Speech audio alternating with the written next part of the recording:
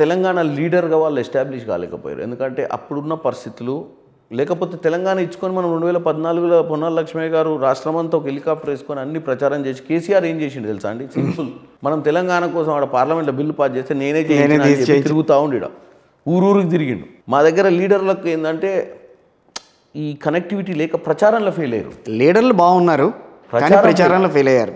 ఈసారి ప్రచారంలో బ్రహ్మాండంగా సక్సెస్ అయినాం. ఏది కేసీఆర్ ఫెయిల్యూర్స్ మీద. ఓకే, రేవంత్ రెడ్డి గారు ముందుండి నడిపించారు అందరినీ. ముందుండి అని కాదు, ఎవ్రీ డే నెరేటివ్ బిల్డ్ చేస్తాడు. రైట్, 30 రోజులు 30 ప్రశ్నలు. BRS failures.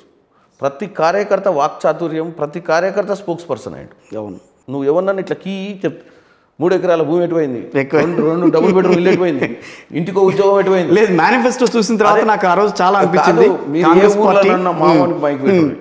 మా బూత్ కార్యకర్త బీఆర్ఎస్ ప్రభుత్వ వైఫల్యాలు అనగానే ఏముందండి, ఏం నినాదంతో తెచ్చుకున్న తెలంగాణలో డబుల్ బెడ్రూమ్ ఇల్లులు ఇవ్వలేదు, 3 ఎకరాలకు దళితులకు భూమి ఇవ్వలేదు, ఇంటికో ఉద్యోగం ఇవ్వాలని స్టార్ట్ చేస్తాడు. గ్రామ స్థాయిలో బాగానే ప్రచారం చేశారు, బాగానే విష ప్రచారం అయితే కూడా చేశారని విన్నాను నేను.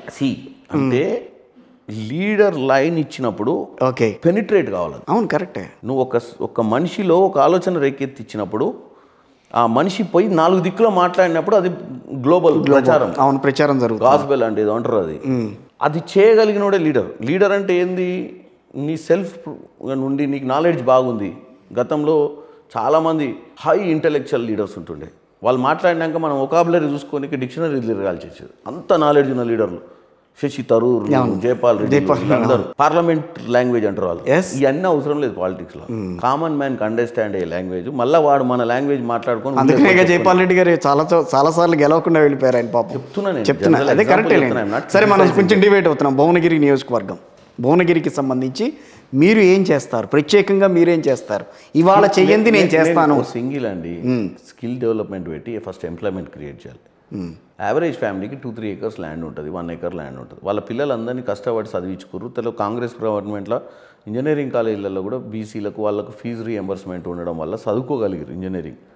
కానీ తర్వాత ఎంప్లాయ్మెంట్ క్రియేట్ చేయడం గవర్నమెంట్ ఫెయిల్ అయింది.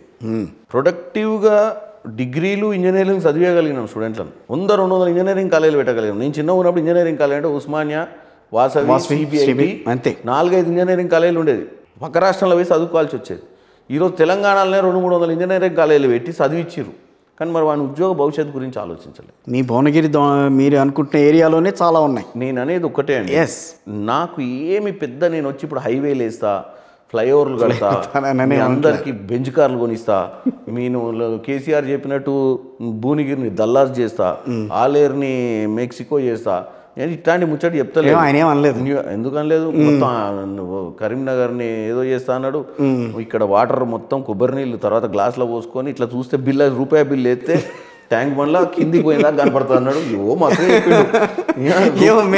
నేను ఎక్కడ వెళ్ళలేదు సార్. మీరు ఒకసారి నేను ఎక్కడ వెళ్ళలేదు. నేను బ్యూటిఫికేషన్ చేసి హుస్సేన్ సాగర్ లో రూపాయి బిల్ వేస్తే ఆ రూపాయి బిల్ల ఎక్కడికి వెళ్ళింది అనేది కనిపిస్తుంది చెప్పాడు.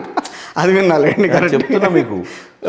నేను అవన్నీ మా భువనగిరి ప్రజలకు వాళ్ళ తల్లిదండ్రులు కష్టపడితే వాళ్ళకి మినిమం సపోర్ట్ ప్రైస్ రావాలి వాళ్ళ.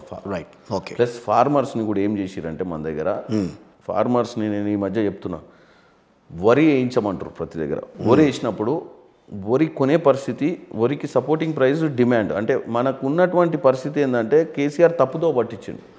ఇంత వరి వేసిరు కదా, ఈ వరిని అసలు వరికి ఉన్న పాలసీ ఏంది, దీన్ని మనం ఎక్స్పోర్ట్ చేయలేము, సెంట్రల్ గవర్నమెంట్ పాలసీ ఏందనే దాని మీద వరి ఉంటుంది. మనం పండించిన ధాన్యం, మన ధాన్యం నిల్వలు కుప్పలు ఉంది. ఈరోజు అప్పుల పాలు ఎందుకైందంటే సివిల్ సప్లైస్లో 85,000 కోట్ల అప్పు ఉందంటున్నాం కదా. ఎందుకైంది? అది మనమే కొంటున్నాం కాబట్టి రైతుల దగ్గర మనం కడుతున్నాం, అవి తీసుకొచ్చి కుప్పలు వెనక పోసున్నాయి రెడీగా, యూటిలైజేషన్లు లేవు. ఇదంతా వేస్టేజ్ ఆఫ్ మనీ. నువ్వు ఏ క్రాప్ అయినా డిమాండ్ ఉన్న క్రాప్ కల్టివేట్ చేసుకుని, ఓన్లీ వరేనే కాదు మిగతా కూడా డిమాండ్ కంపల్సరీ అవేర్నెస్ క్రియేట్ చేయాలి. కష్టం వీళ్ళు ఏం చేస్తారంటే వరి అనేది ఈజీ క్రాప్ అని వేసుకొని ఇంటికాడ కూర్చుంటారు. కొంచెం హార్డ్ వర్క్ చేసి కమర్షియల్ క్రాప్స్ ఒకప్పుడు మన దగ్గర పత్తి, పసుపు, చెరుకు ఇట్లాంటివి ఉండేది. ఇప్పుడు ఏడ చూడు మీకు చెరుకు కనపడుతుంది మన తెలంగాణలో, ఇటు సైడ్ మా రోడ్డు కనపడదు, ఒకప్పుడు వేసేటోళ్ళు. సో ఇట్లా మనం ఫార్మర్ని అవేర్నెస్ క్రియేట్ చేయాలి. ఎడ్యుకేషన్ అనేది నో ప్రాబ్లం, ఎవ్రీబడి స్టడీయింగ్. ప్రతి పిల్లవాడు మ్యాక్సిమం 80% ఎడ్యుకేషన్లోకి వచ్చేసిర్రు, చదువుకోవాలన్న ఆలోచనతో ఉర్రు. కానీ ఉద్యోగాలు రాకపోవడం వల్ల చదివిన చదువు పనికి రాకుండా పోతుంది. ఉద్యోగాలు ఇప్పించాల్సింది మాత్రం మేజర్. Okay, everybody should. ఒకప్పుడు పీజీఆర్ గారు హైదరాబాద్కి ఎవరన్నా వస్తే బాబు మా కొడుకు ఏం చేస్తాడు, తీసుకో ఐటీఐలో జాయిన్ చేసి ఏదైనా 6 నెలలు ఏదన్నా పని నేర్పిరి ఎమ్మటే ఉద్యోగం ఇప్పిస్తా అని చెప్పి ప్లంబర్ ఎలక్ట్రీషియన్ వర్కులు నేర్పించేటోడు. ఇప్పుడు మన వాళ్ళు ఇంజనీరింగ్ చదివి ఏ పని చేయని స్థాయికి ఎదిగిరు. ఇవాళ మన ఇంటికాడ పని అయిపోతుంది ప్లంబర్ పని. ఎందుకంటే ప్లంబర్ వస్తలేడు అంటారు. ఎందుకంటే ప్లంబర్ బీహార్ వాడు ఉంటు, ఒరిస్సా వాడు ఉండు, బండలు వేసేటోళ్ళు కూడా తెలంగాణ వాళ్ళు లేరు. కిచెన్లో పని చేస్తే ఏ రెస్టారెంట్ కన్నా ఓండి కిచెన్ బ్యాక్ అండ్ కిచెన్లో కిచెన్ హ్యాండ్స్ అన్నీ కూడా ఒరిస్సా బీహార్ నుంచి వస్తారు. అంటే మనోళ్ళకు చదువు నేర్పించినాం. ఆ చదువు నేర్చుకోవడంతో వాడు ఈ చిన్న పనులు చేయలేకపోతున్నాడు.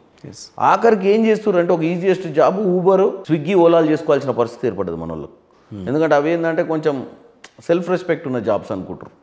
సో వీళ్ళకి ఫస్ట్ ఆఫ్ ఆల్ వాళ్ళు చదివిన చదువుకు వాళ్ళని మనం వాళ్ళ మ్యాన్ పవర్ చైనా మాదిరిగా, చైనా హైలీ ప్రొడక్టివ్ కంట్రీ. ఎందుకంటే వాళ్ళ పాలసీస్ కూడా వరల్డ్ వైడ్ ఎక్స్పోర్ట్ చేస్తారు. వాళ్ళు క్వాలిటీ ఓరియంటెడ్ ప్రొడక్ట్స్ తయారు చేస్తారు, మ్యాస్ సప్లయర్స్. వాళ్ళు ఏంది వేరే దేశాలు బతకలేని పరిస్థితి తీసుకొచ్చింది ఆ దేశం. మన దగ్గర వాళ్ళ మాదిరిగానే జనం ఉన్నారు. ఒకప్పుడు ఈ 2 దేశాలకు ఏంది దరిద్రం అంటే జనాభా, దాన్ని ఎన్కాష్ చేసుకురు వాళ్ళు పని క్రియేట్ చేసి. మన ఇండియాలో కూడా ఈ జనాభాను మనం పనిలో పెట్టి క్రియేట్ చేస్తే వీళ్ళు చేసే ప్రొడక్టివ్ వర్క్ తోటి ఎకనామీ పెరుగుద్ది, వాళ్ళందరూ భవిష్యత్తు పెరుగుద్ది, మంచిగా అయితే. దాని గురించి ఆలోచించాలి. మీ ఐడియాలజీని ఎప్పుడన్నా రేవంత్ రెడ్డి గారితో పంచుకున్నారా? ఎందుకు చాలా పంచుకున్నారు. రేవంత్ అన్న కూడా కొన్ని ఉన్నాయి డెఫినెట్గా. మీరు చూస్తారు కదా 90 ఇప్పుడు 70 రోజులు 75 రోజులు అయింది. అవును, ఇంకా 4 years 5 years ఉంది, 4.5 years అనుకుందాం యావరేజ్గా. ఉండనిస్తుందా బీజేపీ మీ గవర్నమెంట్ని? నేను అనేది ఏంటంటే ఇక అట్లా కూల్చుకుంటూ పోయేది ఉంటే ఏముంది, ఎన్నికలు కూడా ఉండవు కదా నెక్స్ట్. మరి ఆ పుటిన్ గాని లెక్క 30 years 40 years చైనా లెక్క వాళ్ళ లెక్క ఎందుకు మళ్ళీ ఎన్నికలు, మళ్ళీ మమ్మల్ని కూల్చడానికి ఎందుకు ఎన్నికలు చేయాలి? ముందే జనాలకు చెప్పి వీళ్ళని ఎవరిని వచ్చినా మేము వదిలిపెట్టాం, మీరు దయచేసి మీరు డిసైడ్ అయిపోయి మేము 30 ఏళ్ళు ఉంటామని. ఏమో పార్లమెంట్ ఎన్నికల వరకు పర్వాలేదు, తెలంగాణలో పార్లమెంట్ ఎన్నికల తర్వాత పరిస్థితి ఏంటనేది నా డౌట్. ఏంటంటే పార్లమెంట్ ఎన్నికల తర్వాత నరేంద్ర మోడీ ఎన్నికలే తీసేస్తాడని భారతదేశంలో. అదేంటి అది ఎక్కడిది? రాజ్యాంగం మార్చేస్తాడు. అసలు ఐడియాలజీ ఉంటుందా అట్లాంటి ఐడియాలజీ ఎవరికన్నా? రాజ్యాంగమే మారుస్తాడు. ఇంతమంది జనం నమ్మినాక ఓకే ఇంకా నేనే దేవుణ్ణి అనుకునే స్థాయికి ఎదిగినాక అంబేద్కర్ చేసిన రాజ్యాంగం తప్పుంది. అసలు ఏంది 5 ఏళ్ళకు ఒకసారి ఎన్నికలు ఏంది, చాలా ఖర్చు అవుతుంది, 30 years దాకా ఎన్నికలు ఉండవు. అంబేద్కర్ రాజ్యాంగం కాదుగా, నెహ్రూ రాజ్యాంగం నడుస్తుంది ఇప్పుడు. నెహ్రూ రాజ్యాంగం కాదు, రాసింది అంబేద్కర్, వాళ్ళ కమిటీ రాసిర్రు. మనం బ్రిటిష్ ప్రాక్టీసెస్లో ఉన్నాము. మనం పార్లమెంటరీ సిస్టమ్ అంతా British parliamentary system, American parliamentary system కాదు. సో మన పార్లమెంటరీ సిస్టమ్ నచ్చలేదు. మన పక్కన పుటిన్ బాగా చేస్తుండు అటువంటిది పక్కన రష్యాలో కూడా చచ్చిపోయిన దాకా అధ్యక్షుడు ఆయనే ఉంటాడు. ఆయన పోయిన తర్వాతనే కొత్త. నేను కూడా అప్పటికి మీకు ప్రూవ్ చేసిన పదే ఊకే ఓట్లు వేసి నన్నే ఎన్నుకోనికే పదే ఎన్నికలు చేయడం నాకు నష్టం అనిపిస్తుంది. కాబట్టి నన్ను మీరు ఎన్నుకున్నట్టుగా భావిస్తూ రానున్న 30 సంవత్సరాలు నేనే ఉంటా చచ్చిపోయిన దాకా. నేను కావాలంటే నేను దేవుణ్ణి కాబట్టి నేను పోలేను, కాబట్టి నేను ఏదో సమాధి అవుతా, తర్వాత ఎవరినో ఒకరిని పెట్టిపోతా అనే రకం ఆయన. సో నేను అనేది ఏంటంటే ప్రజాస్వామ్య దేశం అండి. రైట్, ప్రజలు చైతన్యవంతులు. ఓవర్ కాన్ఫిడెన్స్ వస్తే ఎవరిని మిగలనియరు.